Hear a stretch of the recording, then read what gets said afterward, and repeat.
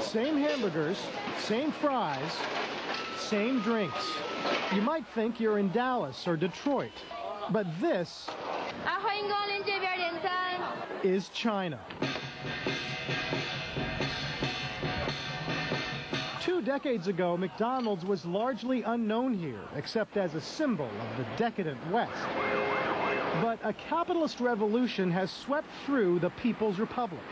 And today, mainland China, still officially communist, is home to 800 McDonald's restaurants, with 200 more in Hong Kong. And 我就喜欢 means I'm loving it. Jeff Schwartz is loving it too. He's CEO of McDonald's China. When you look at the map, can you imagine how many stores might be in China one day? I don't need to look at the map to imagine that. I just look at the 1.3 billion population. You know, easily we're talking 10,000 restaurants, 15,000 restaurants as it continues to develop. So the opportunity is endless. Yeah. Endless, but not effortless. That's why Schwartz and his boss, Tim Fenton, spend so much time in China, on the road, in the air, and on the move. 3 weeks out of 4. Fenton is president of McDonald's for Asia, the Middle East, and Africa. There's no one at McDonald's with more experience moving into new markets. Mistakes we've made in the past, you don't open just one store. You get 3 or 4 or 5 deals done, build them consecutively, train the crew consecutively so you save on the money. So when a truck goes out from the distribution center, it's not carrying one store, it's carrying the products for 3 to 5.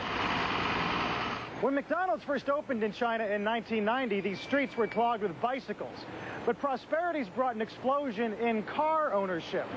However many headaches that may mean for Chinese drivers, McDonald's saw an opportunity called drive-through. This is the very first drive-thru we opened in November of 2005, so it's been about 18 months. Very, very successful. First drive-through not just for the company. For anywhere in China.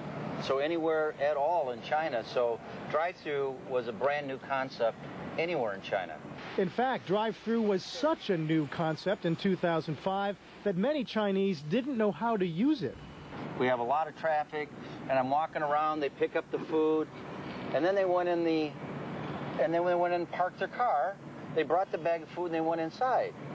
And I watched this happen several times, and I said, I think we might have a problem here on how the Chinese use the drive-thru.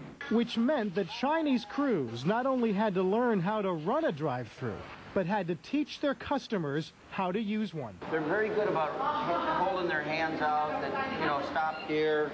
Is this something that you train your crew when the car comes by? Train her crew to greet customer with the hand out of the window. This way they will train their customer of how to use drive-thru. But still, some customers don't catch on as fast as others.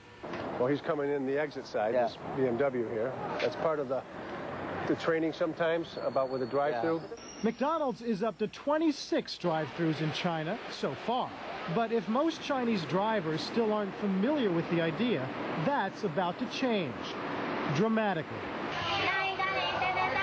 In 2006, McDonald's signed an agreement with the Chinese state oil company, Sinopec, granting it the right to open McDonald's stores at any of Sinopec's new and existing gas stations, 30,000 of them. The very first one, opened in July of 2006, is this store, in a surprisingly run-down neighborhood outside Beijing. Obviously, it's on the fringe. Okay, it's off the beaten path of main, Beijing. So it's a suburb coming out. It's a little grittier. Yeah, it's a little grittier, but it's like an oasis to me. I'm guessing we might be a little premature here. Yeah. From the McDonald's side, but with only upside potential. Yeah. That, in a nutshell, has become a key part of McDonald's expansion strategy in China. The willingness to bet on an area that may not be ready for McDonald's yet. But with China, the world's fastest growing economy, McDonald's is banking on neighborhoods like this being a good gamble. It's really not that difficult. You look at a developing area, you see where it's going. You see the corners, you see the retail, you see the apartments and the condos coming in. You can spot an up-and-comer. Yeah, we've done a lot of real estate. We've done it like 34,000 times.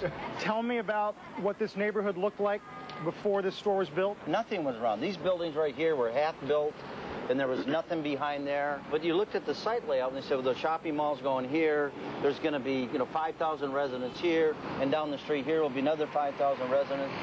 It was amazing. But for all of China's potential, the learning curve for McDonald's here has been steep, and they've had to play catch-up.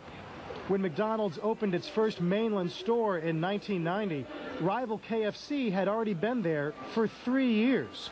Today, there are more than 1,900 KFC stores in China, more than twice as many as the Golden Arches. McDonald's has a lot of competition here in China, not all of it from big-name U.S. brands like KFC.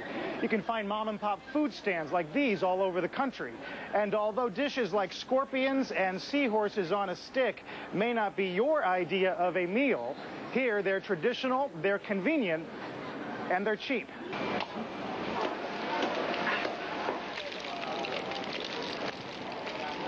A short walk through any Chinese city reveals a kaleidoscopic array of foods, tastes, and textures. Adapting the McDonald's menu to palates used to foods like these is the job of McDonald's corporate chef, Leslie Bailey. Now, this is the value pork burger. He spends his days in a Hong Kong food lab that McDonald's calls the Forbidden Kitchen. We're going to test this in 40 stores. It's got a good fit to it. What makes it hard is that the sauce or even the patty? No, the patty itself.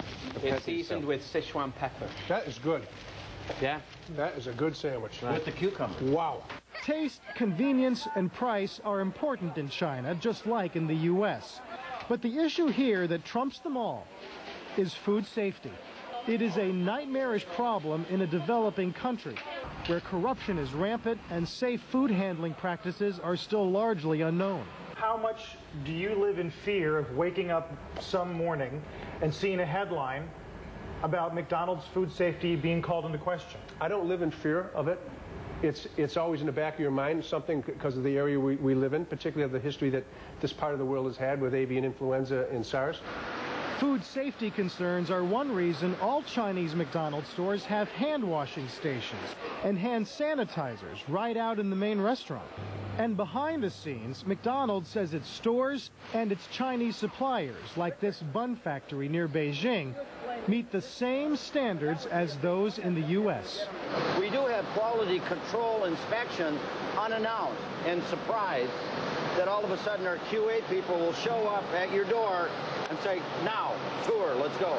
Food safety is one more strength McDonald's is hoping to market in China. It's also a major sponsor of the 2008 Olympics in Beijing, where Chairman Mao still keeps watch over Tiananmen Square. But 2 blocks away, Big Macs have become the latest Chinese food.